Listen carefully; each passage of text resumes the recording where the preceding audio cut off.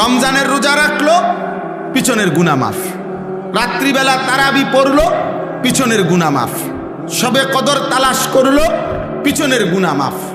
এইভাবে গুনাহ মাফ করলো। তা আল্লাহ তাআলা বলেন, বান্দা, একে তো আমি আল্লাহ ভাগ করে দিলাম 1 দশক রহমত, মধ্য দশক, শেষ দশক নাজাত, জাহান্নাম থেকে মুক্তি। এক একটা আমলকে 70 গুণ বেশি বাড়ায় দিলাম। এরপরে আমি আল্লাহ তাআলা প্রত্যেকটা অতিরিক্ত আমলের বিনিময়ে পিছনের গুনাহ মাফ করে দিলাম। এত কিছু দিয়েও নাফরমানের মন গলাইতে পারে না। বরং তার কথা হলো, যত কিছুই বলেন আল্লাহ, আমি এর সাথে নাই। আমার এক কথা, আমি সারা বছর আমি মোবাইলে আসক্ত, আমি নারীতে আসক্ত, আমি ছবিতে আসক্ত, আমি বাজার মার্কেট শপিংয়ে আসক্ত। আমার জীবন আমার মতো, আপনার কথা মতো না, আপনার কথা মতো। আহা, আফসোসের বিষয়। রাসূলুল্লাহ সাল্লাল্লাহু আলাইহি ওয়াসাল্লাম প্রত্যেক রমজানে, বুখারী শরীফের হাদিস, প্রত্যেক রমজানে হযরত আব্দুল্লাহ ইবনে আব্বাস রাদিয়াল্লাহু তাআলা আনহুমা তিনি বর্ণনা করছেন, প্রত্যেক রমজানে প্রতি রাত্রে হযরতে জিবরাইল আলাইহিস সালাম আমাদের নবীজি সাল্লাল্লাহু আলাইহি সাল্লামের কাছে আসতেন। আর এসে বিগত বছর পর্যন্ত যেটুকু কোরআন নাজিল হয়েছে, এ প্রত্যেক রাত্রে পূর্ণ কোরআন একবার জিবরাইল নবীকে শুনাইতেন, আরেকবার নবীজি জিবরাইলকে শুনাইতেন। এইভাবে প্রতি রাত্রে আলাদা। এটা তারাবিতে না, তারাবির বাহিরে 2 খতম কোরআন শরীফ। 1 খতম জিবরাইল নবীজিকে শুনাইতেন, আরেক খতম নবীজি জিবরাইলকে শুনাইতেন। এইভাবে কোরআন তেলাওয়াত করতেন। তারাবির নামাজে আবার পৃথক আল্লাহর কোরআন পূর্ণ লম্বা তেলাওয়াত করতেন। মাগরিবের নামাজের পরে আউয়াবিন 6 রাকাত ওইখানে তেলাওয়াত করতেন। তাহাজ্জুদের নামাজে 8 রাকাত সেখানে তেলাওয়াত করতেন। 5 ওয়াক্ত নামাজে কোরআনুল কারীম লম্বা তেলাওয়াত করতেন। পুরাটা রমজান এভাবে আল্লাহর নবী, সাহাবায়ে কেরাম আল্লাহর কোরআন তেলাওয়াত করতেন। আর আমরা 27টা রাত্র মিলাইয়া মাত্র 1 পারা করে কোরআন শরীফ ইমাম সাহেবের পিছনে দাঁড়াইয়া পড়বে না। উনি শুধু দাঁড়াইয়া, হাফেজ সাহেব খতমে কোরআন পড়বে, উনি শুধু পিছনে দাঁড়াইয়া তারাবির নামাজে শুনবে শুধু 1 পারা ডেলি। 27 দিনে মিলাইয়া 1 খতম কোরআন শরীফ হবে। দুর্ভাগা বদনসিবের কপালে এটাও জোটে না। এইটুকু পড়ার মতো শুনবার শুনবে, এই ধৈর্যটুকুও লক্ষ লক্ষ মুসল্লির নাই। ওনার শরীরে কুলায় না, ওনার শরীরে শুধু বিড়ি খানাটা কুলায়, ওনার শরীরে শুধু চা দহনে গপ মারন আর টেলিভিশন দেখুন আর বেডিতের লগে বাচ্চা কাচ্চার লগে গপ মারন, এটা শরীরে কুলায়। মহান আল্লাহ পাক রব্বুল আলামিন আমাদেরকে দয়া করে আমাদের জীবনের যেই মূল বিষয় অর্জন, তাকওয়া, গুনাহমুক্ত জীবন, এটা যেন আমরা কম সময়ে হাসিল করতে পারি, এই জন্য আল্লাহ তাআলা আমাদেরকে রমজান দিয়েছিলেন। কিন্তু আমরা যদি রমজান কদর না করি, তাহলে এর চাইতে বড় দুর্ভাগ্য আমাদের কপালে আর কিছুই হইতে পারে। এই জন্য আপনাদের কাছে অনুরোধ, আপনারা আপনাদের ছেলেদেরকে মসজিদমুখী করেন, আপনারা আপনাদের মহিলাদেরকে নামাজের মুসল্লায় বসান, আপনারা আপনাদের মহিলাদেরকে, আল্লাহর দোহাই, আপনারা বাজার থেকে ফিরান, আপনারা বাজার থেকে ফিরান। খোদার কসম, নবীজি বলছে যে পুরুষ জীবিত থাকতে তার অধীনস্থ মহিলা, পুরুষ জীবিত অথচ তার অধীনস্থ মহিলা, স্ত্রী, কন্যা বেহায়া বেপর্দা চলাফেরা করে, আল্লাহর কসম নবীজি ওই পুরুষকে বলছে দাইয়ুস, ওই পুরুষের জন্য জান্নাত হারাম।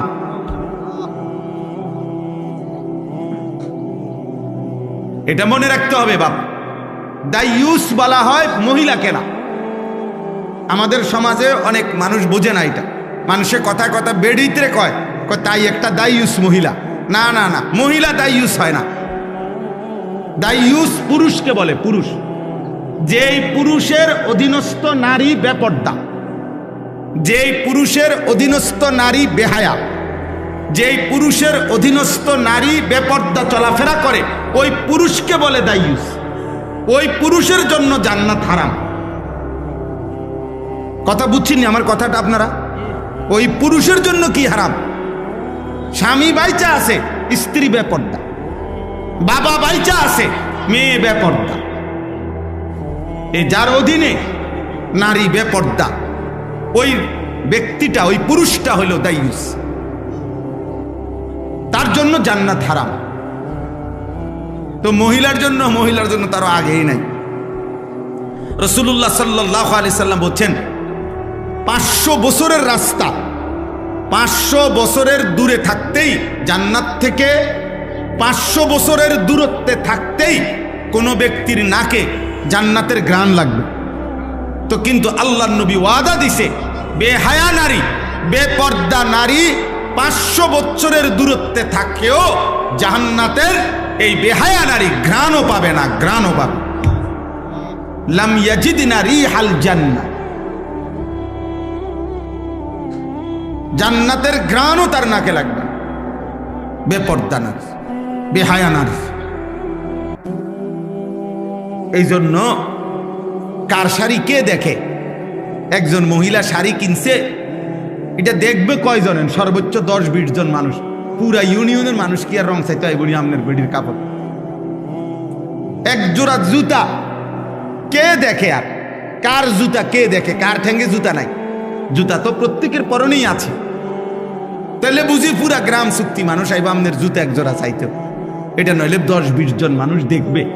এটুকুর জন্য আস্তাগফিরুল্লাহ, এত বড় রমজান, এত বড় রহমত মাগফিরাত নাজাতের মাস, এভাবে জবাই করে দেওয়া, এভাবে বিসর্জন দেওয়া, এভাবে কোরবান করে দেওয়া, এটা উচিত? এটা উচিত না, কোনোভাবেই উচিত না, কোনোভাবে উচিত। এজন্য স্ত্রীকে ফিরান, হাতে ধরে ফিরান, জোর করে ফিরান, যদি আপনি নিজে জাহান্নাম থেকে বাঁচতে চান। আর যদি মস্কারি করেন, হাসি দিয়ে উড়াইয়া দিলেন, অথবা বললেন হুজুর বলেন তো, বুঝি তো, পারি তো না, এই সমস্ত মস্কারি করলে ঠিক আছে আব্বা, দুনিয়া তো চলবে, কিন্তু আখেরাত চলবে না, আখেরাত চলবে না। রমজান আল্লাহ তাআলা যে জিনিসের নিয়ামত যেমন বেশি, গাফলতির শাস্তিও বেশি। যেমন মক্কা শরীফ, আল্লাহর ঘর কাবা, হারামের সীমানা যেটা, হুদুদে হারাম, আল্লাহর ঘরের যে সীমানা, মসজিদে হারামের যে সীমানা, ওখানে নেকি যেমন অনেক, ওইখানের অপরাধ পাপের শাস্তিও অনেক, শাস্তিও অনেক। ঠিক রমজান মাসের নেকি যেমন অনেক, ওই সময় আল্লাহর গোসাও অনেক।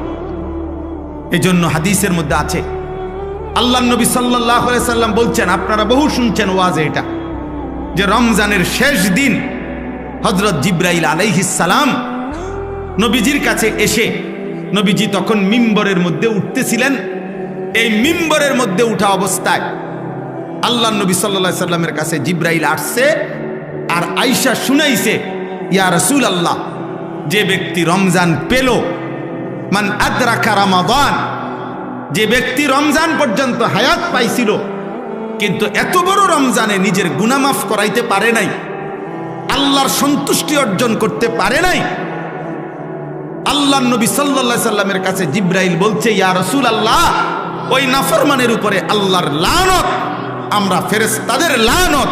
নবীজি বলছে আমিন, মানে আমি মুহাম্মদেরও লানত। যা তোর উপরে আল্লাহর লানত পড়ুক, তোর উপরে ফেরেশতার লানত পড়ুক, তোর উপরে আমি নবী মুহাম্মদের লানত পড়ুক, লানত পড়ুক। তুই একটা রমজান তবুও টেলিভিশন ছাড়তে পারল না, একটা রমজান তবুও মোবাইল ছাড়তে পারল না, একটা রমজান তবুও বিড়িখানা ছাড়তে পারল না, একটা রমজান তবুও সুদ খাওয়া ছাড়তে পারল না, একটা রমজান তবুও কাস্টমারকে ঠকানো, এই বাটপারি 2 নম্বরই ছাড়তে পারল না, একটা রমজান তবুও কি চুরি চামারি ছাড়তে পারল না, একটা রমজান তুমি মহিলা বেহায়া নারী একটা রমজান মাসে পর্যন্ত বেপর্দা বাজারে ঘুরে ছাড়তে পারল না। না ফরমান, এত বড় অসভ্য মহিলা হয়, মুসলমান নারী এতটা বেয়াদব কেমনে হয়?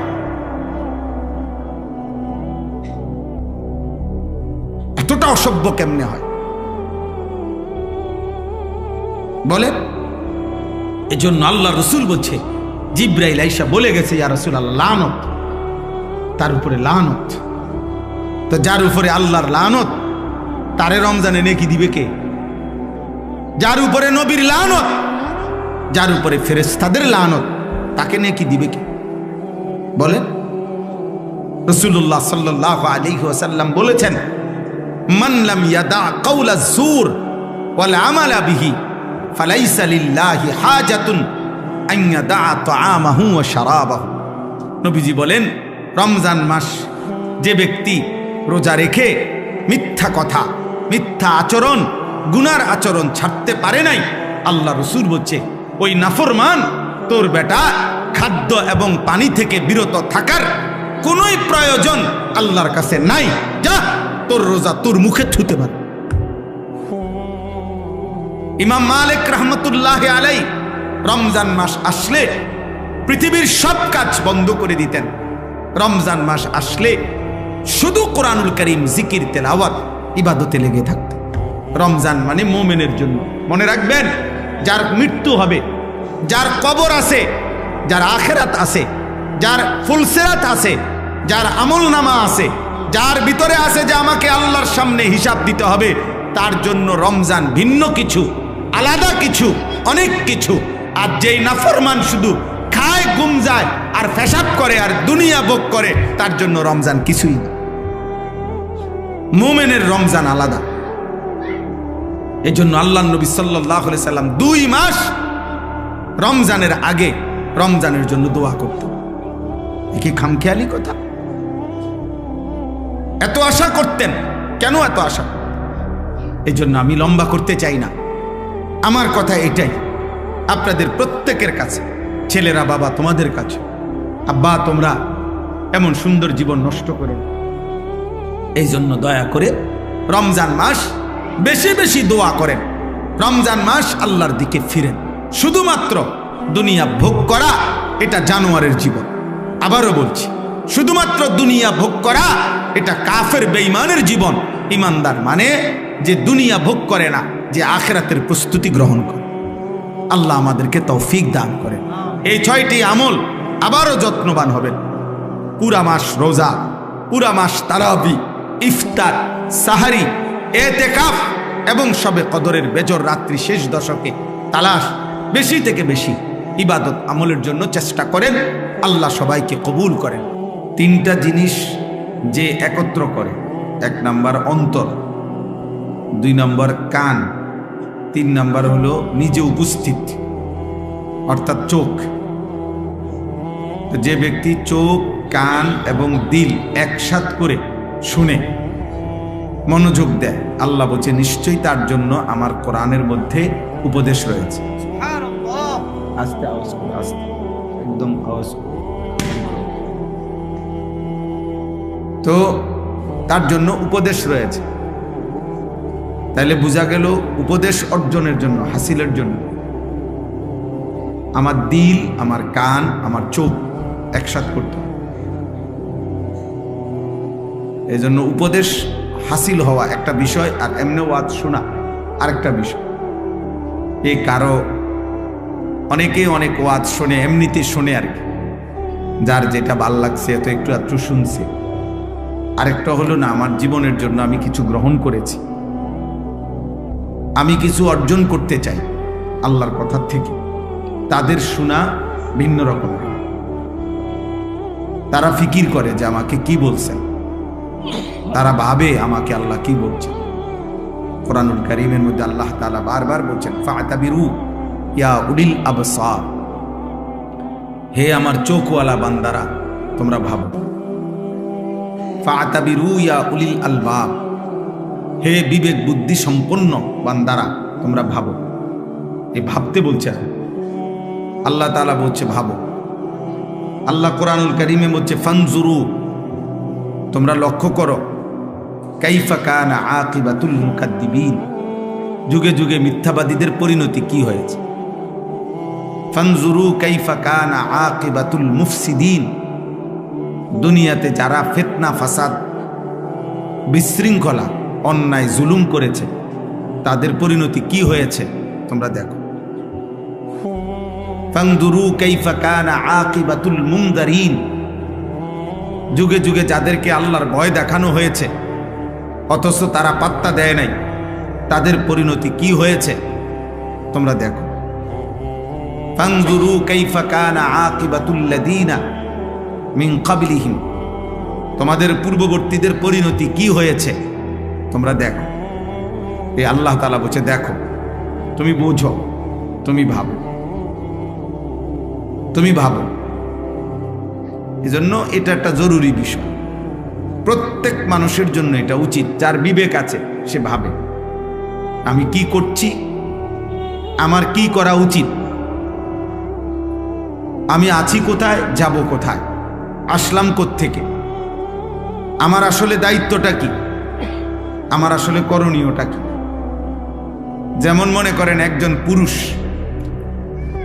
একজন পুরুষের মৌলিকভাবে 3টা পরিচয় আছে। যেমন আমি আনিসুর রহমান, এখন আমার 3টা মৌলিক পরিচয়। এক, আমি ব্যক্তি, মানে আমি নিজে ব্যক্তি হিসেবে আমি একজন।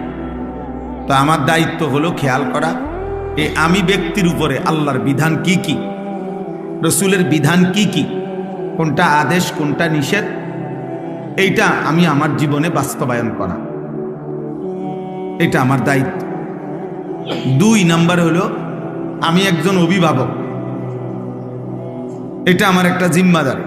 আমার অধীনে কিছু মানুষ আছে, আমার স্ত্রী, আমার 4 জন ছেলে মেয়ে, আমার একজন গাড়ির ড্রাইভার, আমার একজন খাদেম ছেলে আছে, আমার মাদ্রাসা আছে, সেখানে 34 জন শিক্ষক কর্মচারী আছে, প্রায় 500-র মতো ছাত্র আছে। এরা আমার অধীনে, আমি এদের অভিভাবক। এদের প্রত্যেকের ঈমান আমল, আখিরাত, হালাল হারাম, পাক না পাক, আল্লাহ রসুলের বিধিবিধান মানে না না মানে, এটা খেয়াল করা, এর জন্য যথোপযুক্ত ব্যবস্থা করা, এর জন্য সর্বাত্মক চেষ্টা করা, তাদেরকে আল্লাহর উপরে ইবাদতের উপরে রাখার জন্য এটা আমার দায়িত্ব। এর জন্য আমাকে আল্লাহর কাছে জবাবদিহি করতে হবে। 3 নাম্বার হলো আমি একজন উপার্জনকারী, অর্থাৎ পুরুষ মাত্রই উপার্জন করে, কামাই রোজগারি করে, জীবন চলতে গিয়ে উপার্জন করে, চাকরি হোক, ব্যবসা হোক, দেশে থাইকা হোক, বিদেশ থাইকা হোক, কৃষি হোক, ক্ষেত খামার হোক, যেমনি হোক, পুরুষ মানুষ রোজগার করে। তাহলে আমি একজন উপার্জনকারী। এক্ষেত্রে আমার দায়িত্ব 2টা জিনিস লক্ষ্য রাখা। 1, যা উপার্জন করছি তা হালাল কিনা। 2, যা খাচ্ছি বা খাওয়াইতেছি পরিবারকে তা হালাল কিনা। আকলে হালাল, কাসবে হালাল, আমার উপার্জনটা হালাল কিনা, খাবারটা হালাল কিনা, এই 2টা খেয়াল কর। তাহলে এই 3 জিনিস বিবেকবান পুরুষ মুসলমান তার জিম্মাদার। 1, আমি আনিস, আমার উপরে আমার আল্লাহর হুকুম কি, আমার রাসূলের হুকুম কি, আদেশটা কি, নিষেধটা কি, সেটা ঠিকমতো পালন করা।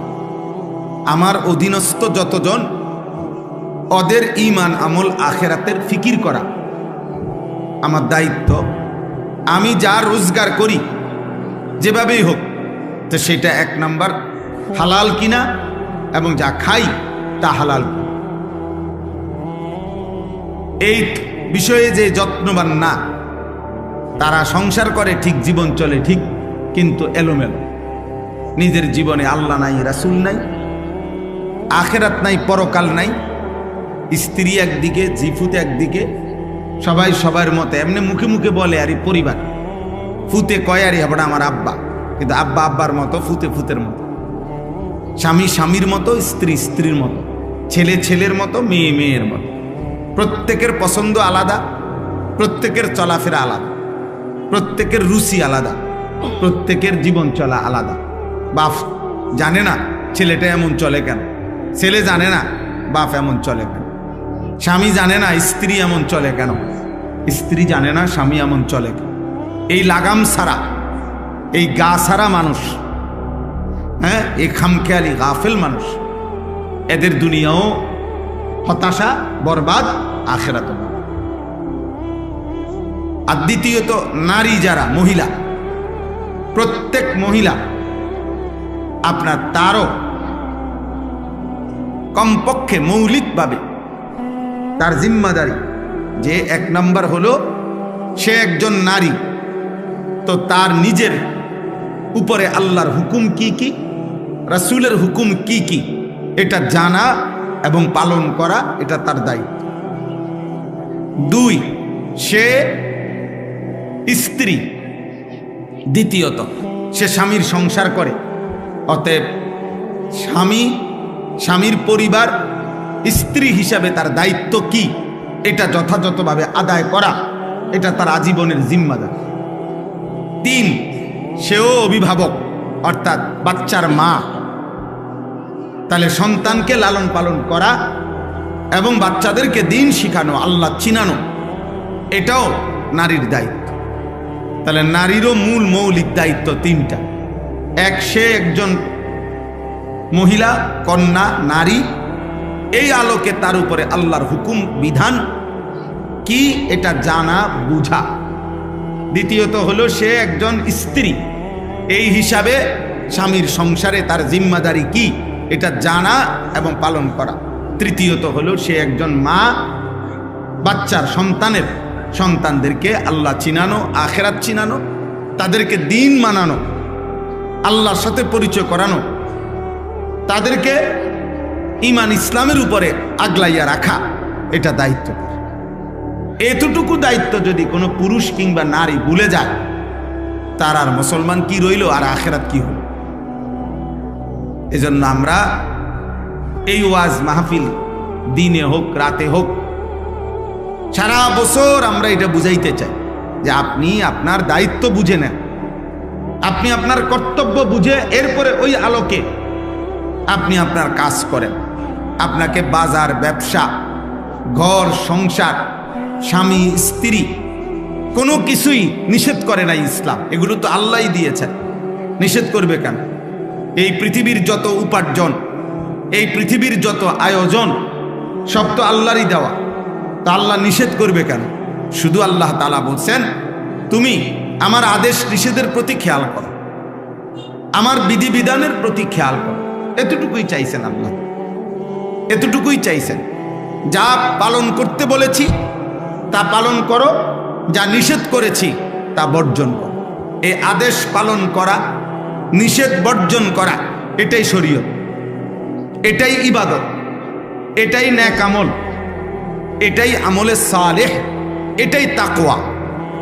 তাকওয়া আল্লাহ তাআলা কোরআনুল কারীমের মধ্যে একজন ঈমানদারের কাছে এটাই চাইছেন, তোমরা আল্লাহর ইবাদত করো, তোমরা আল্লাহর দ্বীন মানো, তোমরা তাকওয়া অবলম্বন করো, তোমরা আমলে সালেহ, নেক আমল করো। তো এই সবটা কথার অর্থ কি? ইয়া আইয়ুহাল্লাযীনা আমানুত্তাকুল্লাহ ওয়া মা খালাকতুল জিন্না ওয়াল ইনসা ইল্লা লিয়াবুদুন। আমার ইবাদত, তাকওয়া, নেক আমল। ফামান কানা ইয়ারজু লিকা রাব্বিহি ফালিয়ামাল আমালান সালিহা। যে জান্নাত চায়, আল্লাহর সাক্ষাৎ চায়, আল্লাহ বলেন সে যেন নেক আমল করে। আল্লাহ বলছেন হে ঈমানদার, আল্লাহকে ভয় করো, তাকওয়া অবলম্বন করো। আল্লাহ তাআলা বলছে আমি সৃষ্টি করেছি ইবাদতের জন্য। ইবাদত কি, তাকওয়া কি, নেক আমল কি? এই দুই কথা, যা আদেশ তা পালন করা, যা নিষেধ তা বর্জন করা। তারকুল মুনকারাত ফি'লুল খায়রাত, এটাই তাকওয়া, এটাই ইসলাম। এরই নাম মুসলমান, এরই নাম ঈমানদার। অতএব তাকওয়া যার মধ্যে নাই, ইসলাম যার মধ্যে নাই, গুনাহ থেকে বাঁচার মানসিকতা যার মধ্যে নাই, ও মুসলমান না। আল্লাহর ইবাদত করার মানসিকতা যার মধ্যে নাই, সে কোনো মুসলমান না। এই নাম সর্বস্ব, পরিচয় সর্বস্ব, কোনো কাগজে লেখা আছে এতটুকু, এই জাতীয় মুসলমানের 2 পয়সার কোনো ভ্যালু নাই। বরং মুসলমান মানে তাকেই বলে প্রতিনিয়ত, ঈমানদার তাকেই বলে প্রত্যেক দিন, প্রতিদিন, প্রতি মুহূর্তে যার মধ্যে এই কথার খেয়াল আছে যে আমার জন্য আদেশ কি, আমার জন্য নিষেধ কি, আদেশটা আমি পালন করব, নিষেধ আমি বর্জন করব। এই মানসিকতা থাকা চাই। কম বেশি হবে, কখনো আদেশ আমার আল্লাহর হুকুম ছুটে যাবে, কখনো আল্লাহর নিষেধ আমার দ্বারা হয়ে যাবে। হ্যাঁ, স্বাভাবিক, গুনাহ হতেই পারে, নেক আমল ছুটতেই পারে, কিন্তু এটা হলো একটা। আরেকটা হলো আমার মানসিকতার মধ্যেই নেক আমল করার কোনো ফিকিরে নাই, হালাল উপার্জনের কোনো চিন্তাইও নাই। এই সুদখোর 30 বছরই সুদখোর, মৃত্যুকেই বাটপার, প্রতিদিনই বাটপার, চোর ডেলি চোর, বেনামাজি একদিনও নামাজ পড়ে না, গালিগালাজ করে, কথায় কথায় অসভ্য, এই অসভ্য প্রত্যেক দিন অসভ্য, বিড়ি সিগারেট খায়, এই বেহুদা মানুষ, ফালতু মানুষ প্রতিদিনই বিড়ি সিগারেট খায়। তো বাজে মানুষ এগুলো, ফালতু লোক, এগুলো বাজে লোক,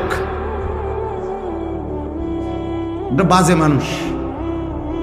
প্রতিনিয়ত প্রতিদিন যে যার ভিতরে গুনাহ ছাড়ার কোনো মানসিকতাই নাই, এবার এক তালে, এক রঙে, এক ঢঙ্গে প্রতিদিন গুনাহ করে, প্রতিদিন মিথ্যা বলে, নিয়মিত সুদ খায়, নিয়মিত ওজনে কম দেয়, নিয়মিত বিড়ি সিগারেট খায়, নিয়মিত গালিগালাজ করে, নিয়মিত টেলিভিশন, রঙিন সিনেমা, নর্তকীর ছবি দেখে। আস্তাগফিরুল্লাহ, এটা কি মুসলমান? এটা কিসের মানুষ এটা? তাইলে মুসলমান, মোমেন, আমাদের জীবনে ভাই তাকওয়া জরুরি, তাকওয়া জরুরি। আল্লাহ তাআলা ইমানদারের কাছে এটা চেয়েছেন। কোথাও বলছেন ইবাদত, কোথাও বলছেন আমলে সালেহ, কোথাও বলছেন তাকওয়া, কিন্তু অর্থ একই। আদেশগুলো পালন করো, নিষেধগুলো কি করো? বর্জন করো। খালাস। বলে আমি সব পারবনি, আপনারে কইছিনি সব পারতেন, আপনি শুরু না করবেন, আপনি চেষ্টা না করবেন, তৌফিক আল্লাহ না দিবে। আপনার ভিতরে তো চেষ্টাই নাই। 365 দিন, 1 বছর এক তালে মিথ্যা বলে কেমনে? নিয়মিত গুনাহ করে কেমনে একজন মুসলমান? যার ভিতরে আখিরাত আছে, যে নিজেকে চিনে মুসলমান। এজন্য রমজান মাস মহান আল্লাহ পাক রব্বুল আলামিন দয়া করে আমাদেরকে দান করেছেন। মূলত আল্লাহ তো চেয়েছিলেন 11 মাস 12 মাস বান্দা তাকওয়ার উপরে থাকবে, নেক আমলের উপরে থাকবে, ইবাদতের উপরে থাকবে। সারা বছর, সারা মাস বান্দা তুমি আমার একটা একটা হুকুম পালন করবা, একটা একটা গুনাহ ছেড়ে দিবা। আমি তো এটা প্রতি মাসেই তোমার কাছে চাইছিলাম, কিন্তু আচ্ছা ঠিক আছে, যাও। শয়তানের খপ্পরে পড়ে, নফসের ধোকায়, মনের হারাম চাহিদায় পড়ে, অসৎ পরিবেশ, অসৎ সঙ্গের কারণে পড়ে হতে পারে তুমি 11 মাস আমি আল্লাহর কথায় কোনো গুরুত্ব দিতে পারো নাই, ঠিকমতো ইবাদতগুলো করো নাই, ঠিকমতো গুনাহ বর্জন করো নাই। তো ঠিক আছে বান্দা, সব বাদ দাও, আমি আল্লাহ একের সব বাদ দিলাম। আমি শুধু প্রতি বছর আমি আল্লাহ তাআলা তোমাকে এই একটা মাস দিলাম, রমজান মাস, যাও সব বাদ দিয়া তুমি গুনাহ আইয়ামাম মা'দুদাত, একেবারে গুনাহ হিসাব করা এই একটি মাস শুধু গুনাহ বর্জন করো, একটি মাস শুধু আমি আল্লাহর হুকুম পালন করো। তো 11 মাসে বা 12 মাসে আমি তোমাকে যে তাকওয়া দিতাম, মুত্তাকি বানাইতাম, এটা আমি কমাই আনলাম। 1 মাসেই আমি আল্লাহ গুনাহ ছেড়ে দিলে, নেক আমল করলে আমি তোমাকে মুত্তাকি বানিয়ে দেব। 1 মাসেই যাও, ঠিক আছে, তবুও নেও, তবুও ভালো হও, তবুও নিজেকে সাজাও, আল্লাহকে ছেড়ো না, আল্লাহকে ছাইরো না, আল্লাহকে ছাইরো না। এই মুহূর্তে পৃথিবীতে এবং বেঈমানরা সম্মিলিতভাবে মুসলমানদের বিরুদ্ধে সারা বিশ্বময় যে ঈদের ঘনঘটা চলতেছে, মূলত আক্রমণ করছে, মূলত এই টার্গেট মুসলমান, টার্গেট মুসলমান, টার্গেট ইসলাম নিশ্চিহ্ন করা, মুসলমানদেরকে নিশ্চিহ্ন করা। এই জন্য এটা সত্য কথা, এটাই। আমরা কয়দিন আগে বলছিলাম, বারবার শুনতাম, আজকে পৃথিবীতে সবচেয়ে আরব বিশ্বের মধ্যে বিলাসী যেই জায়গা, যেখানে সারা পৃথিবীর হাজার হাজার কোটি কোটি টাকার মালিক ধনকুবেররা, যে দুবাই আমিরাত, যেখানে ঘুরত পর্যটক, আজকে সব এই, তাও কোনো পুরা দেশের উপরে আক্রমণ হয় নাই, নির্দিষ্ট 2-4টা বাকারে হামলা হয়েছে, এই আমার ভয়েই সব বাগতেছে। তাইলে মূলত দোস্ত, সুখ, শান্তি, নিরাপত্তা, অসংখ্য মানুষ মনে করে আমার বাপ বিদেশ, ভাই বিদেশ, আমার পরিবারে টাকা পয়সা আছে। ঠিক কখন, কোন দিন, 1 ঘন্টার সিদ্ধান্তে, মালিকের ইচ্ছায় সব যে এলোমেলো হয়ে যাবে, তছনছ হয়ে যাবে। রাজপ্রাসাদের ব্যক্তিটা যে ভিক্ষার থালা হাতে নিবে, তার তো কোনো নিশ্চয়তা নেই, তার তো কোনো নিশ্চয়তা নেই। কিন্তু আমরা এটা বুঝতে চাই না। আমাদের ছেলেপেলেরা এমন মাতাল, 24 ঘন্টা এরা এদের মাতলামিতেই আছে। এরা এদের মোবাইল, এদের চুল, চেহারা, এদের বেনামাজি জিন্দিগি, অসভ্য জিন্দিগি, এরা এদের অসভ্যতা নিয়েই আছে। অভিভাবক সব আপনার, আমি কোম্পানিগঞ্জ বাজারে গেছি, আমি একজন ব্যবসায়ীর সাথে একটু দেখা করছি, পরে শুধু এতটুকু বলে আসছি, ভাই আমি তারাবির পরে আমো আপনার কাছে। অর্থাৎ এই পরিমাণ মহিলা যে আরো 3-4 জন মিললে আমারে রাস্তা করে দিছে, কোন রকম আমি বাজারের ভিতরে দিয়ে বাইরে শুধু হাইটে আসছি। সব মুসলমান। আহা, সবাই ছুটছে বাজারে। কিসের অভাব? কোনো অভাব নাই। রমজান দিয়া হবে কি, রহমত মাগফিরাত আমার কি দরকার, আমার নাজাতের কি দরকার? আমার দরকার হলো জুতা, শাড়ি, গহনা, কাপড়, শার্ট, প্যান্ট, কেনাকাটা। ঈদের দিনের প্রস্তুতি। রমজান ছিল জান্নাতের প্রস্তুতি, রমজান হলো জাহান্নাম থেকে বাঁচার প্রস্তুতি, রমজান হলো নিজের আমল নামা ভারী করা নেকি দিয়ে ছিল, এটার উদ্দেশ্য। আজকে নাফরমান আমরা রমজানকে বানায় নিছি ঈদের দিনের প্রস্তুতি। একদিনের ঈদের কাপড় চোপড়ের প্রস্তুতির জন্য আমাদের রমজান। পুরা একটা মাস কেনাকাটা করে ঈদের দিনের একদিনের জুতা, শাড়ি, জামা, কাপড়, গহনা মানুষকে দেখাবার জন্য। এর চাইতে বড় দুর্ভাগ্য, বদনসিব আর কি হইতে পারে? কোনো কিছু দিয়েই যেন আল্লাহ তাআলা যেন বলছে, বান্দা আমি একটি আমলকে 70 গুণ বানায় দিলাম। আমি আল্লাহ তাআলা আলাদা 6টি ইবাদত রমজানকে উপলক্ষ করে আরো অতিরিক্ত দিলাম। সারা বছরের ইবাদতের সাথে রমজান মাসে আল্লাহ তাআলা আমাদেরকে আরো 6টি ইবাদত অতিরিক্ত দিয়েছেন। 1 নাম্বার, পুরা 1 মাস রোজা। 2 নাম্বার, পুরা 1 মাস তারাবি। 3 নাম্বার, পুরা 1 মাস ইফতার। 4 নাম্বার, পুরা 1 মাস সাহারি, মানে শেষ রাত্রের খাবার। 5 নাম্বার, রমজান মাসের শেষ দশকের এতেকাফ, মসজিদের এতেকাফ। 6 নাম্বার, রমজান মাসের শেষ দশকের বেজর রাত্রিগুলোতে শবে কদর। আল্লাহ তাআলা বলেন, এই 6টি ইবাদত দিছি আমি অতিরিক্ত রমজান মাসে, এবং প্রত্যেকটার পিছনে এটা লিখে দিছি, বলে দিছি আমার নবীর জবান দিয়া, প্রত্যেকটার মধ্যে বান্দা আগ্রহী হবে, তার পিছনের গুনাহ মাফ। রমজানের রোজা রাখলো, পিছনের গুনাহ মাফ। রাত্রিবেলা তারাবি পড়লো, পিছনের গুনাহ মাফ। শবে কদর তালাশ করলো, পিছনের গুনাহ মাফ।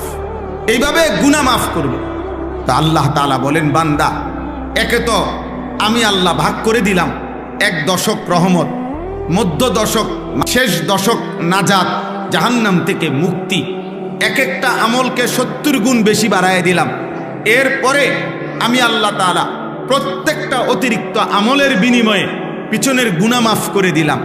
এত কিছু দিয়েও নাফরমানের মন গলাইতে পারে না, বরং তার কথা হলো, যত কিছুই বলেন আল্লাহ, আমি এর সাথে নাই। আমার এক কথা, আমি সারা বছর আমি মোবাইলে আসক্ত, আমি নারীতে আসক্ত, আমি ছবিতে আসক্ত, আমি বাজার মার্কেট শপিংয়ে আসক্ত।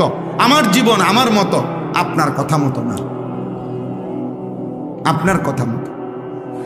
আহা, আফসোসের বিষয়।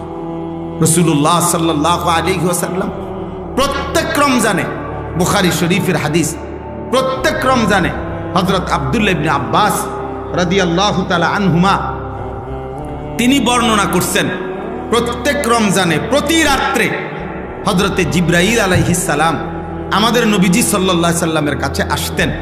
আর এসে বিগত বছর পর্যন্ত যেটুকু কোরআন নাজিল হয়েছে, এই প্রত্যেক রাত্রে পূর্ণ কোরআন একবার জিবরাইল নবীকে শুনাইতেন, আরেকবার নবীজি জিবরাইলকে শুনাইতেন। এইভাবে প্রতি রাত্রে আলাদা, এটা তারাবিতে না, তারাবির বাহিরে 2 খতম কোরআন শরীফ, 1 খতম জিবরাইল নবীজিকে শুনাইতেন, আরেক খতম নবীজি জিবরাইলকে শুনাইতেন। এইভাবে কোরআন তেলাওয়াত করতেন। তারাবির নামাজে আবার পৃথক আল্লাহর কোরআন পূর্ণ লম্বা তেলাওয়াত করতেন। মাগরিবের নামাজের পরে আউয়াবিন 6 রাকাত ওইখানে তেলাওয়াত করতেন। তাহাজ্জুদের নামাজে 8 রাকাত সেখানে তেলাওয়াত করতেন। 5 ওয়াক্ত নামাজে কোরআনুল কারীম লম্বা তেলাওয়াত করতেন। পুরাটা রমজান এভাবে আল্লাহর নবী সাহাবায়ে কেরাম আল্লাহর কোরআন তেলাওয়াত করতেন। আর আমরা 27টা রাত্র মিলাইয়া মাত্র 1 পারা করে কোরআন শরীফ ইমাম সাহেবের পিছনে দাঁড়াইয়া পড়বে না, উনি শুধু দাঁড়াইয়া হাফেজ সাহেব খতমে কোরআন পড়বে, উনি শুধু পিছনে দাঁড়াইয়া তারাবির নামাজে শুনবে, শুধু 1 পারা ডেলি। 27 দিনে মিলাইয়া 1 খতম কোরআন শরীফ হবে। দুর্ভাগা বদনসিবের কপালে এটাও জোটে। এইটুকু পড়ার মতো শুনবার শুনবে, এই ধৈর্যটুকুও লক্ষ লক্ষ মুসল্লির নাই। ওনার শরীরে কুলায় না, ওনার শরীরে শুধু বিড়ি খানাটা কুলায়, ওনার শরীরে শুধু চা দহনে গপ মারন আর টেলিভিশন দেখুন আর বেডিতের লগে বাচ্চা কাচ্চার লগে গপ মারন, এটা শরীরে কুলায়। বুঝেন নাই কথাটা? 40 মিনিটের কাজ 50 মিনিটের সময়, ধৈর্য কুলায় না, পারতাম না, এক কথায় শেষ। কি লেখা পারতাম না। লক্ষ লক্ষ হাজার হাজার মসজিদে খতমে তারাবি হয় না। খতমে তারাবি ওই 20 মিনিট 20 রাকাত টার্গেট দিয়ে দিছে, যত তাড়াতাড়ি পারবে। আপনি বুঝানোরও দরকার নাই, আমরা মুসল্লি বুঝারও দরকার নাই, ফেরেশতা বুঝারও দরকার নাই, জিনে বুঝারও দরকার নাই, কেউই বুঝার দরকার নেই। কারণ এটা তো আসলে কোনো কিচ্ছু না, এটা দিয়ে কিচ্ছু হইতে যাইতো না। এই জন্য এই জন্য ভাই আমার কথা এটাই যে আমরা মহান আল্লাহ পাক রব্বুল আলামিন আমাদেরকে দয়া করে আমাদের জীবনের যেই মূল বিষয় অর্জন তাকওয়া, গুনাহমুক্ত জীবন, এটা যেন আমরা কম সময়ে হাসিল করতে পারি। এই জন্য আল্লাহ তাআলা আমাদেরকে রমজান দিয়েছিলেন। কিন্তু আমরা যদি রমজান কদর না করি, তাহলে এর চাইতে বড় দুর্ভাগ্য আমাদের কপালে আর কিছুই হইতে পারে। এই জন্য আপনাদের কাছে অনুরোধ, আপনারা আপনাদের ছেলেদেরকে মসজিদমুখী করেন, আপনারা আপনাদের মহিলাদেরকে নামাজের মুসল্লায় বসান, আপনারা আপনাদের মহিলাদেরকে আল্লাহর দোহাই আপনারা বাজার থেকে ফিরান, আপনারা বাজার থেকে ফিরান। খোদার কসম নবীজি বলছে যে পুরুষ জীবিত থাকতে তার অধীনস্থ মহিলা, পুরুষ জীবিত অথচ তার অধীনস্থ মহিলা স্ত্রী কন্যা বেহায়া বেপর্দা চলাফেরা করে, আল্লাহর কসম নবীজি ওই পুরুষকে বলছে দাইয়ুস, ওই পুরুষের জন্য জান্নাত হারাম।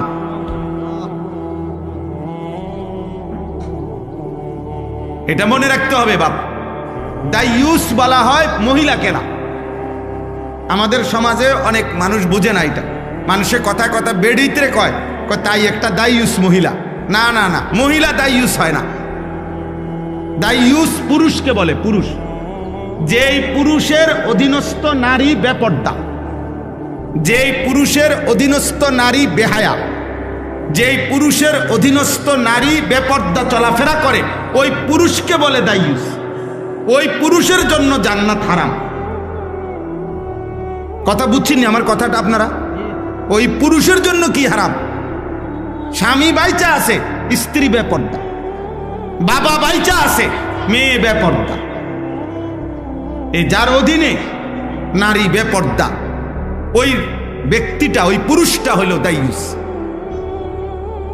তার জন্য জান্নাত হারাম। তো মহিলার জন্য তারও আগেই নাই।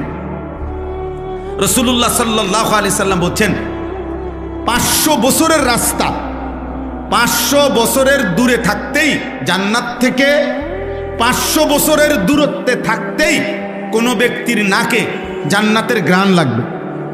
তো কিন্তু আল্লাহর নবী ওয়াদা দিছে, বেহায়া নারী, বেপর্দা নারী 500 বছরের দূরত্বে থাকেও জান্নাতের এই বেহায়া নারী ঘ্রাণও পাবে না, ঘ্রাণও পাবে। লাম ইয়াজিদনা রিহাল জান্নাহ, জান্নাতের ঘ্রাণও তার নাকে লাগবে না। বেপর্দা নারী, বেহায়া নারী। এই জন্য কার শাড়ি কে দেখে? একজন মহিলা শাড়ি কিনছে, এটা দেখবে কয়জনের? সর্বোচ্চ 10-20 জন মানুষ। পুরা ইউনিয়নের মানুষ কি আর রং চাইতে হয় বলি আপনার বেডির কাপড়? এক জোড়া জুতা কে দেখে? আর কার জুতা কে দেখে? কার ঠ্যাঙ্গে জুতা নাই? জুতা তো প্রত্যেকের পরনেই আছে। তাহলে বুঝি পুরা গ্রাম চুক্তি মানুষ আইবা আপনার জুতা এক জোড়া চাইতে, এটা নইলে 10-20 জন মানুষ দেখবে। এটুকুর জন্য আস্তাগফিরুল্লাহ, এত বড় রমজান, এত বড় রহমত মাগফিরাত নাজাতের মাস, এভাবে জবাই করে দেওয়া, এভাবে বিসর্জন দেওয়া, এভাবে কোরবান করে দেওয়া, এটা উচিত, এটা উচিত না, কোনোভাবেই উচিত না, কোনোভাবে উচিত। এজন্য স্ত্রীকে ফিরান, হাতে ধরে ফিরান, জোর করে ফিরান, যদি আপনি নিজে জাহান্নাম থেকে বাঁচতে চান। আর যদি মস্কারি করেন, হাসি দিয়ে উড়াইয়া দিলেন, অথবা বললেন হুজুর বলেন তো, বুঝি তো, পারি তো না, এই সমস্ত মস্কারি করলে ঠিক আছে আব্বা, দুনিয়া তো চলবে, কিন্তু আখেরাত চলবে, আখেরাত চলবে না। রমজান আল্লাহ তাআলা যে জিনিসের নিয়ামত যেমন বেশি, গাফলতির শাস্তিও বেশি। যেমন মক্কা শরীফ, আল্লাহর ঘর কাবা, হারামের সীমানা যেটা হুদুদে হারাম, আল্লাহর ঘরের যে সীমানা, মসজিদে হারামের যে সীমানা, ওখানে নেকি যেমন অনেক, ওইখানের অপরাধ পাপের শাস্তিও অনেক, শাস্তিও অনেক। ঠিক রমজান মাসের নেকি যেমন অনেক, ওই সময় আল্লাহর গোসাও অনেক। এই জন্য হাদিসের মধ্যে আছে, আল্লাহর নবী সাল্লাল্লাহু আলাইহি সাল্লাম বলছেন, আপনারা বহু শুনছেন ওয়াজে এটা, যে রমজানের শেষ দিন হযরত জিবরাইল আলাইহিস সালাম নবীজির কাছে এসে, নবীজি তখন মিম্বরের মধ্যে উঠতেছিলেন, এই মিম্বরের মধ্যে উঠা অবস্থায় আল্লাহর নবী সাল্লাল্লাহু আলাইহি সাল্লামের কাছে জিবরাইল আসছে, আর আয়েশা শুনাইছে, ইয়া রাসূলুল্লাহ, যে ব্যক্তি রমজান পেল, মান আদরাকা রমাদান, যে ব্যক্তি রমজান পর্যন্ত হায়াত পাইছিল কিন্তু এত বড় রমজানে নিজের গুনাহ মাফ করাইতে পারে নাই, আল্লাহর সন্তুষ্টি অর্জন করতে পারে নাই, আল্লাহর নবী সাল্লাল্লাহু আলাইহি সাল্লামের কাছে জিবরাইল বলছে, ইয়া রাসূলুল্লাহ, ওই নাফরমানের উপরে আল্লাহর লানত, আমরা ফেরেশতাদের লানত। নবীজি বলছে আমিন, মানে আমি মুহাম্মদেরও লানত। যা তোর উপরে আল্লাহর লানত পড়ুক, তোর উপরে ফেরেশতার লানত পড়ুক, তোর উপরে আমি নবী মুহাম্মদের লানত পড়ুক, লানত পড়ুক। তুই একটা রমজান তবুও টেলিভিশন ছাড়তে পারল না, একটা রমজান তবুও মোবাইল ছাড়তে পারল না, একটা রমজান তবুও বিড়িখানা ছাড়তে পারল না, একটা রমজান তবুও সুদ খাওয়া ছাড়তে পারল না, একটা রমজান তবুও কাস্টমারকে ঠকানো, এই বাটপারি 2 নম্বরই ছাড়তে পারল না, একটা রমজান তবুও কি চুরি চামারি ছাড়তে পারল না, একটা রমজান তুমি মহিলা বেহায়া নারী একটা রমজান মাসে পর্যন্ত বেপর্দা বাজারে ঘুরে ছাড়তে পারল না। না ফরমান, এত বড় অসভ্য মহিলা হয়? মুসলমান নারী এতটা বেয়াদব কেমনে হয়? এতটা অসভ্য কেমনে হয় বলে? এজন্য আল্লাহ রসুল বলছে, জিব্রাইল আইসা বলে গেছে, ইয়া রাসূলুল্লাহ, লানত, তার উপরে লানত। তো যার উপরে আল্লাহর লানত, তারে রমজানে নেকি দিবে কে? যার উপরে নবীর লানত, যার উপরে ফেরেশতাদের লানত, তাকে নেকি দিবে কে? বলে রাসূলুল্লাহ সাল্লাল্লাহু আলাইহি ওয়াসাল্লাম বলেছেন, মান লাম ইয়াদা কাওলা যুর ওয়াল আমালা বিহি ফালাইসা লিল্লাহি হাজাতুন আন ইয়াদা তাআমাহু ওয়া শারাবাহু। নবীজি বলেন, রমজান মাস যে ব্যক্তি রোজা রেখে মিথ্যা কথা, মিথ্যা আচরণ, গুনার আচরণ ছাড়তে পারে নাই, আল্লাহ রাসূল বলছে ওই নাফরমান তোর বেটা খাদ্য এবং পানি থেকে বিরত থাকার কোনোই প্রয়োজন আল্লাহর কাছে নাই, যা তোর রোজা তোর মুখে থুতে পারে, তোর রোজা তোর মুখে ছুঁড়ে মারছে। নবীজি বলছে, যা বেটা, তুই ভাত খাইলেই কি না খাইলেই কি, তুমি পানি পান করিলেই কি না করলেই কি। আল্লাহ রাসূল সাল্লাল্লাহু আলাইহি সাল্লাম বলছে, আল্লাহ নবী সাল্লাল্লাহু আলাইহি সাল্লাম বলছে, আসিয়ামু জুন্নাতুন, হে আমার উম্মত, রোজা হচ্ছে ঢাল, গুনাহ থেকে বাঁচার ঢাল স্বরূপ। তলোয়ারের সাথে যেরকম ঢাল থাকে, ফালা ইয়ারফুস ওয়ালা ইয়াসখাব, অতএব রোজা রেখে কেউ একটা অশ্লীল কাজ, গুনার কাজ করো না, কাউকে গালি দিও না, মন্দ বলো না। ওয়া ইনিমরুউন কাতালাহু আও শাতামাহু ফালিয়াকুল ইন্নিমরুউন সাইম মাররাতাইন। নবীজি বলছে, হে ঈমানদার, রোজা অবস্থায় কেউ যদি তোমাকে গালি দেয়, কেউ যদি তোমাকে ঝগড়া করতে আসে, এমনকি লড়াই করতে আসে, যে কোনো রকমের, তুমি তাকে এক কথা দুইবার বলে দিও যে আমি রোজাদার, আমি রোজাদার ভাই, আমি তোমার সাথে ঝগড়াও করব না, আমি তোমার সাথে লড়াইও করব না, আমি তোমার গালির উত্তরও দেব না, তুমি যা মন চায় তাই বলো, আমি রোজাদার, আমি রোজাদার। কোরআনুল কারীমের মধ্যে আছে, হযরত জাকারিয়া আলাইহিস সালামকে আল্লাহ তাআলা রোজা রাখতে বলছেন, হযরত মরিয়ম আলাইহিস সালামকে আল্লাহ তাআলা রোজা রাখতে বলেছেন।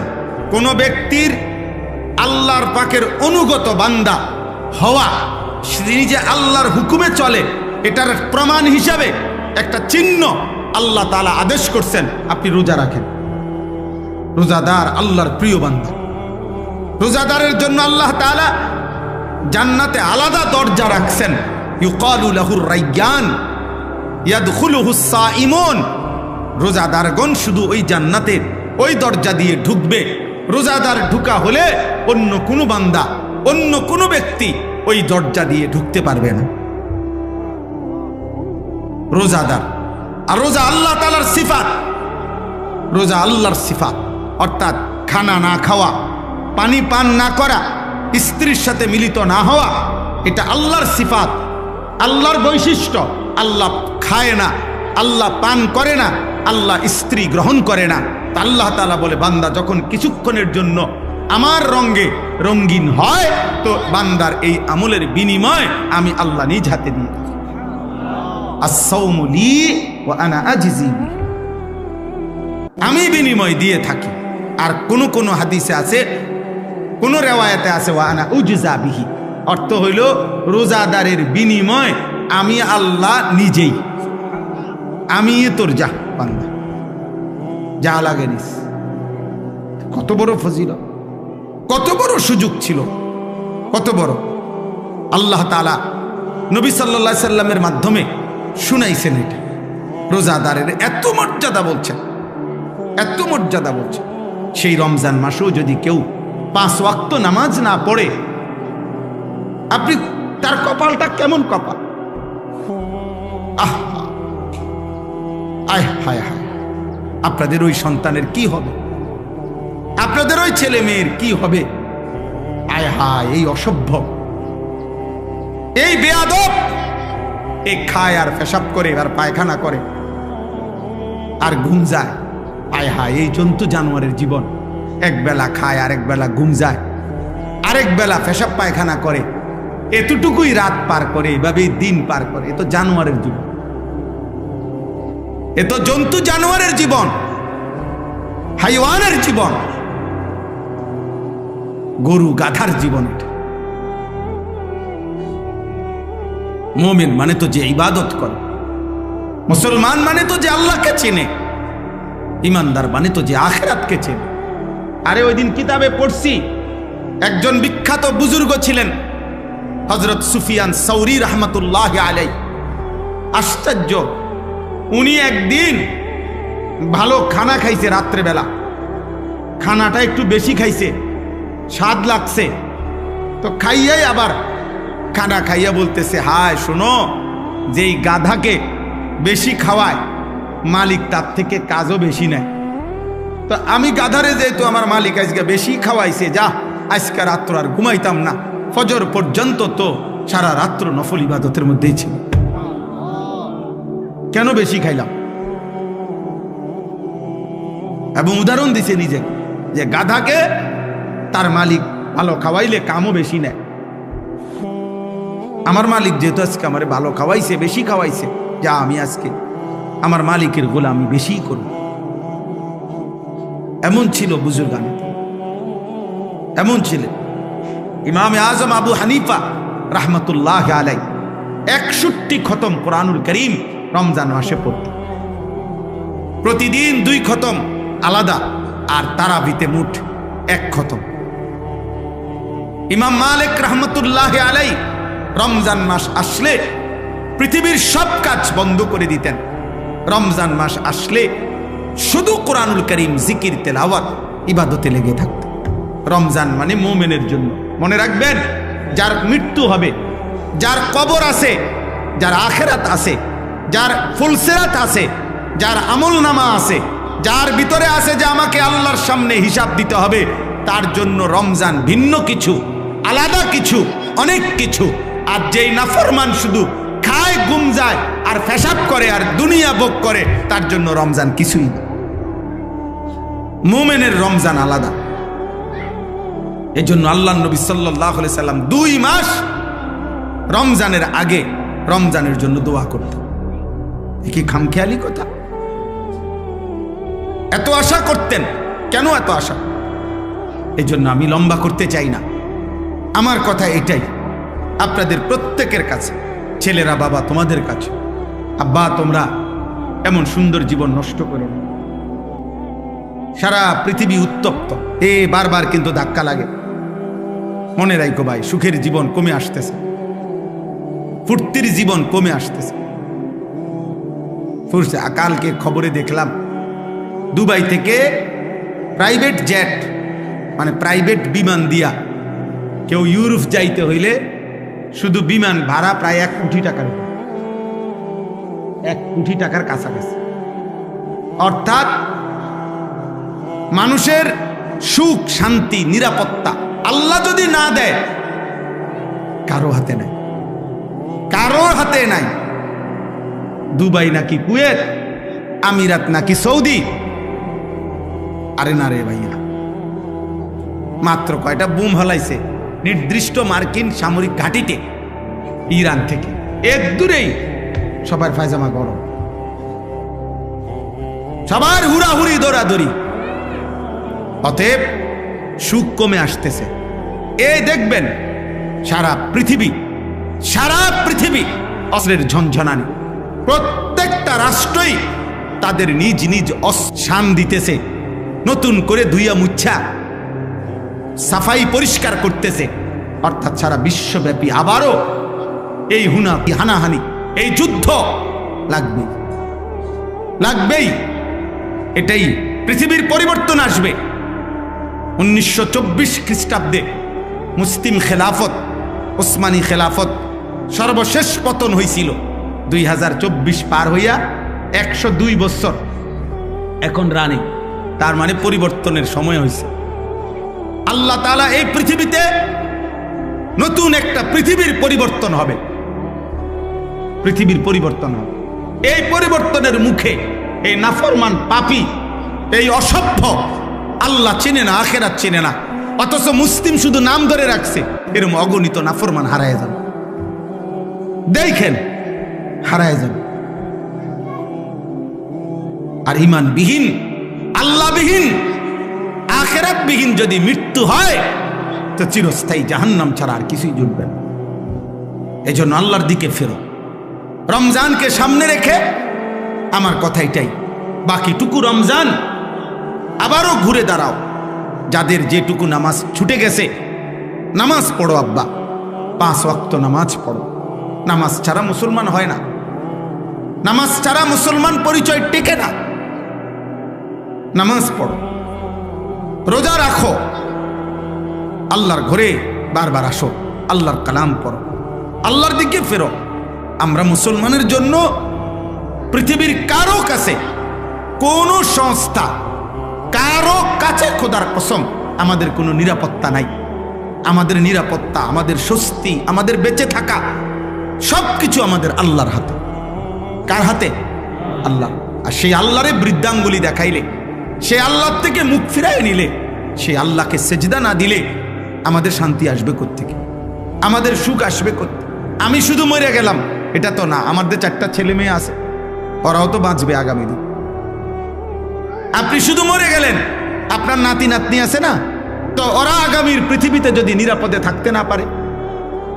এই জন্য দয়া করে রমজান মাস বেশি বেশি দোয়া করেন, রমজান মাস আল্লাহর দিকে ফিরেন। শুধুমাত্র দুনিয়া ভোগ করা এটা জানোয়ারের জীবন। আবারও বলছি, শুধুমাত্র দুনিয়া ভোগ করা এটা কাফের বেঈমানের জীবন। ইমানদার মানে যে দুনিয়া ভোগ করে না, যে আখিরাতের প্রস্তুতি গ্রহণ করে। আল্লাহ আমাদেরকে তৌফিক দান করে। এই 6টি আমল আবারও যত্নবান হবেন। পুরা মাস রোজা, পুরা মাস তারাবি, ইফতার, সাহারি, এতেকাফ এবং শবে কদরের বেজর রাত্রি শেষ দশকে তালাশ বেশি থেকে বেশি ইবাদত আমলের জন্য চেষ্টা করেন। আল্লাহ সবাইকে কবুল করেন। এই মাদ্রাসা আল্লাহ তাআলা কবুল করে নেন। এই বছর শীত সিজনের মাহফিলে আমি ডেট দিতে পারি নাই, শুধু এই কারণে আসছি, মূলত আজকে আপনাদেরকে সাথে নিয়ে দোয়া করা। মাদ্রাসার জন্য আপনারা দোয়া করবেন। আপনাদের দান, আপনাদের সহযোগিতা, আপনাদের ভালোবাসা এই সব কিছু আপনারা সব সময় করে থাকেন। আমরা জানেন মাদ্রাসার শুরু থেকে আমি এই মাদ্রাসার সাথে সম্পৃক্ততা আছে আমার। হাজী সাহেব আমরা একসাথে এবারও এই রবিবার দিন আমরা আল্লাহর ঘর থেকে উমরার সফর করে আমি, হাজী সাহেব এবং তামিম ওনার ছেলে, আমরা প্রায় 101 জন আমার শায়েখ আল্লামা মুফতি মুশতাকুন নবী কাসেমি হজরতের সাথে উমরায় গেছিলাম। রবিবার দিন আমরা আসছি। তো এই জন্য আমরা এই মাদ্রাসার কথা হাজী সাহেব সেখানেও বারবার বলছেন আমাদের কাছে, আমরা আপনাদের জন্য দোয়া করি, এই মাদ্রাসার জন্য দোয়া করছি। এই জন্য আপনাদের সবার কাছে অনুরোধ, মাদ্রাসার পাশে থাকবেন, মাদ্রাসাকে ভালোবাসবেন, বলেন ইনশাআল্লাহ। মাদ্রাসা উম্মতের পাওয়ার হাউস, মাদ্রাসা উম্মতের বিদ্যুতের স্টেশন, যেখান থেকে দিন সরবরাহ। আমরা আজকে 2-4টা কথা আপনাদের সামনে বলতে আল্লাহ তৌফিক দিছে, তা আমরা কোনো না কোনো মাদ্রাসার ছাত্র। কি বলেন? আমরা কোনো মাদ্রাসায় পড়ছি না? তো আমার শায়েখ আল্লামা মুফতি মুশতাকুন নবী সাহেব বলে যে 12 বছর আমি মাদ্রাসায় পড়লাম, তো 12 বছরে যতগুলো মাদ্রাসায় পড়ছি, প্রত্যেক মাদ্রাসায় যত মানুষ দান করেছে, টাকা পয়সা দিছে, সহযোগিতা করেছে, সমস্ত মানুষ খোদার কসম আমার এই বলার দ্বারা, আমার এই আপনাদেরকে কিছু শোনানোর দ্বারা যদি কিছু নেকি হয়, তাহলে যত মানুষ আমার পড়ালেখার জীবনে আমার সেই মাদ্রাসাগুলোতেও দান করেছিল, তারা প্রত্যেকেই আমার এই নেকির থেকে তারাও নেকি পাবে, কোনো সন্দেহ নেই। এই জন্য যত ছেলে হাফেজে কোরআন হয়, যত ছেলে আল্লাহর কোরআন পড়ে, আপনারাও তাদের নেকি পাবেন, আপনারাও তাদের। এই জন্য মাদ্রাসায় দান করতে যে অমুকের মাদ্রাসা না অমুকের মাদ্রাসা, মাদ্রাসা আপনাদের সবার, মাদ্রাসা কি আপনাদের সবার। এটা হাজী সাহেবের পৈতৃক সম্পত্তি না যে মাদ্রাসা এটা উনার মৃত্যুর পরে উনার ফুতেরা ভাগ করে করে 2 রুম নিবগা, অথবা ওনারা ছাত্র 30 জন, এক একজন ফুতে 10 জন করে ছাত্র ভাগ করে নিব। এটা কি পৈতৃক সম্পত্তি? এমন কিছুই না, আল্লাহর জন্যই দিছে, আল্লাহর জন্যই করছে। অতএব আপনারা প্রত্যেকে ইনশাআল্লাহ মাদ্রাসার জন্য সহযোগিতা করবেন, আপনাদের ছেলেদেরকে পড়তে দিবেন, আপনারা আন্তরিকতা দেখাইবেন, বিরোধিতা নয় বরং আন্তরিকতা। বলেন ইনশাআল্লাহ, বলেন ইনশাআল্লাহ। আজকেও রমজানের এই বরকতময় মাসে আপনারা প্রত্যেকে